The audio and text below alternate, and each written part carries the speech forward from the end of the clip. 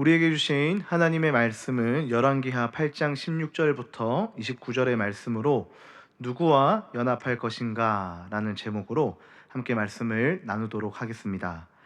오늘 본문은 여호람과 그의 아들 아하시아가 유다 왕일 때를 기록한 내용입니다. 여호람과 아하시아는 모두 하나님을 섬기지 않고 여호와 보시기에 악을 행했습니다. 성경은 이들이 아합의 집과 같이 하였다, 아합의 집과 같이 하였다라고 기록하고 있습니다. 왕들의 행보를 기록할 때 기준이 되는 이전의 왕들이 있습니다. 보통 보면 이 좋은 것들, 선한 일을 하는 왕들은 그 다윗의 길을 따랐다, 다윗을 따라갔다라고 다윗이 기준이 되고, 오늘 보니까 이 좋지 않은 것에 대해서는 이 아합을 언급하고 있습니다. 아합과 그의 아버지인 오므리가 얼마나 악한 왕이었는지 우리가 알 수 있는 부분이죠. 여호람은 아합의 딸과 결혼을 했습니다.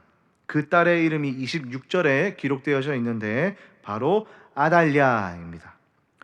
이 일은 거슬러 올라가 유다 왕 여호사밧 때부터 아합 집안과 사돈을 맺게 되었기 때문에 일어난 일이죠. 후손들은 자연스레 아합 왕의 길을 따라가게 되었습니다.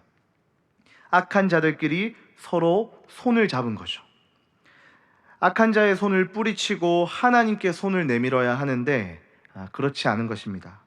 점점 더 깊은 죄악의 첩첩산중으로 빠지고 만 것이죠. 지금 이 세상도 선과 악이 분명한 세상이지만 우리는 이 분별할 힘이 턱없이 부족합니다. 악을 알면 피해야 하지만 악을 선택하고, 심지어 선을 알면서도 우리는 악을 선택합니다. 아담 때부터 우리는 늘 그래왔습니다. 그리 놀라울 일도 아니죠. 그래서 어쩌면 이스라엘의 왕들의 행보도 예정된 시나리오라고 우리는 볼 수 있습니다. 그러나 여기서 중요한 것이 있는데요. 역사가 흘러가는 모든 시간에는 하나님이 개입하시고 있고 하나님이 일하고 계신다라는 거예요. 두 손 놓고 배짱이처럼 만사태평하게 있는 것이 아니라 하나님이 시간 속에서 움직이고 계신다라는 거예요. 그러면 우리의 삶에도 동일하겠죠. 고난과 역경이 우리에게 있지만, 문제와 슬픔과 참 말 못할 사정들이 우리에게 있지만, 하나님이 우리의 인생을 보고 계시고 우리의 인생 가운데 역사하고 계심을 우리는 믿어야 하는 것입니다. 우리의 삶의 여러 어려운 문제들을 하나님의 눈으로, 하나님의 말씀으로 해석해낼 수 있어야 한다는 거예요. 자, 하나님은 이 악한 길로 나아가는 유다에게 기회를 주시는데요, 완전히 멸하시지 않습니다. 지금 왕들의 행보를 보면 하나님이 벌써 이들을 멸하시고 징계하시고 심판하시고 해야 하는데, 하나님은 기회를 주십니다. 기다리십니다. 오늘 19절 말씀을 보면 이렇게 기록되어 있습니다. 여호와께서 그의 종 다윗을 위하여 유다 멸하기를 즐겨하지 아니하셨으니 이는 그와 그의 자손에게 항상 등불을 주겠다고 말씀하셨음이더라. 아멘. 하나님은 늘 말씀 안에서, 특별히 이스라엘과 맺은 언약 안에 매여 계시는 분이에요. 즉, 하나님이 약속하신 말씀은 그대로 성취된다는 것입니다. 하나님이 말씀하시고 하나님이 지키신다라는 거예요. 그러므로 우리가 붙들어야 할 것은 바로 이 하나님의 말씀입니다. 실수가 없으시고 변함이 없으신 그 말씀이 우리를 지키고 우리의 인생을 선하게 인도하신다라는 거예요. 우리는 이 하나님 나라에서 선과 악을 분별하며 깨어 살아가야 합니다. 또한 우리는 하나님의 말씀을 지켜 행하고 하나님이 주신 복을 누리며 살아가는 존재들입니다. 하나님의 언약을 기억하고 그 말씀에 순종할 때 하나님은 우리에게 복을 주시며 하나님의 울타리 안에서 살아가도록 우리를 인도하십니다. 그러나 오늘 본문에 나오는 이 여호람과 아하시야 왕은 어떻게 합니까? 하나님과 손 잡지 않고 악한 왕 아합과 손을 잡게 되는 것이죠. 그렇게 할 때 하나님은 복이 아니라 저주와 징계를 내리십니다. 하나님을 섬기고 예배하는 것, 그것이 우리의 몫인데, 우리 인간의 목적인데, 이 어리석은 왕들은 이방신을 섬기며 자기의 우물을 파고 있는 거예요. 분별하지 못하는 것이죠. 또한 믿음의 동력자로 인해 도전받고 변화되어야 하는데, 이들은 도리어 악한 자들과 손을 잡고 헤어나오지를 못하고 있습니다. 누구와 손을 잡는가? 더 나아가 누구와 연합하는가?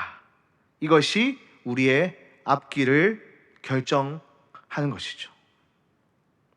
세상과 연합한 자는 새 속에 물들어 살아갈 것이고, 주님과 연합한 자는 주님의 은혜 안에 거하며 살아갈 것입니다. 그러니 우리가 하루하루를 살아갈 때에 우리가 무엇을 듣고 있는지, 또 무엇을 보고 있는지, 누구와 접촉하고 있는지가 우리의 하루하루 인생을 결정한다라고도 볼 수 있습니다. 우리는 하루하루 살아가면서 얼마나 주님과 그 연합함을 누리며 살아가고 있습니까? 우리는 얼마나 주님의 손을 붙들고 주님을 의지하며 주님께 기도하며 주님을 신뢰하며 살아가고 있습니까?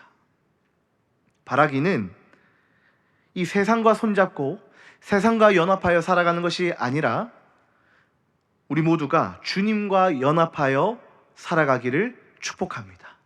주님과 연합하여 살아갈 때에, 우리가 주님의 손을 붙들 때에 주님께 붙어 있기만 하면 주님께서 우리에게 복을 누리게 하시고, 또한 주님의 그 은혜와 그 사랑을 우리가 누리며 살아갈 수 있다는 것입니다. 말씀을 정리하겠습니다.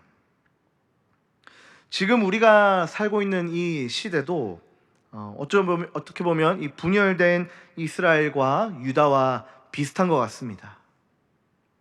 우리를 미혹하고 우리의 마음을 빼앗으려고 하는 것들이 너무나도 많아요. 눈만 뜨면 우리 앞에 우리를 유혹하는 것들, 우리의 마음을 즐겁게 하는 것들, 우리를 만족해 하는 것들이 너무나 많이 있습니다.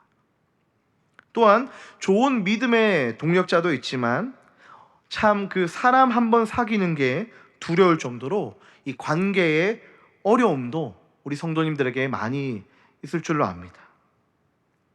어찌 보면 하나님 외에 우리가 의지할 것은 단 하나도 없지요.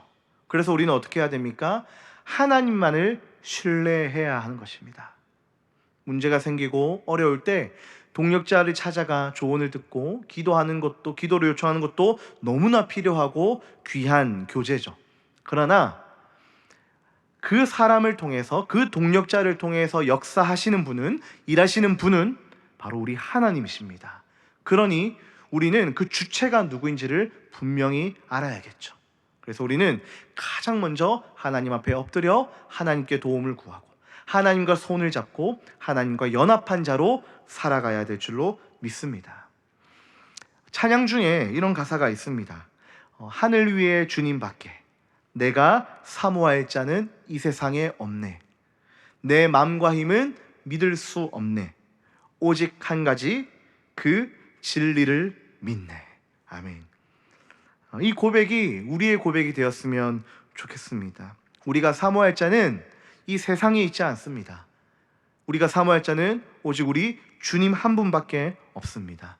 그리고 우리의 마음과 우리의 힘, 우리의 경험, 우리의 지식을 너무 의지하지 않으셨으면 좋겠어요. 우리는 인간이라서, 피조물이라서 한계가 있습니다. 그래서 우리는 한계가 없으시고 우리를 만드신 창조주 되신 주님께 나아가서 기도하며 그분의 지혜를 구해야 하는 것입니다. 우리의 지혜가 아니라 하나님의 지혜로 살아가야 하는 것이죠. 그래서 오직 진리만을 붙들고 살아가기를 축복합니다.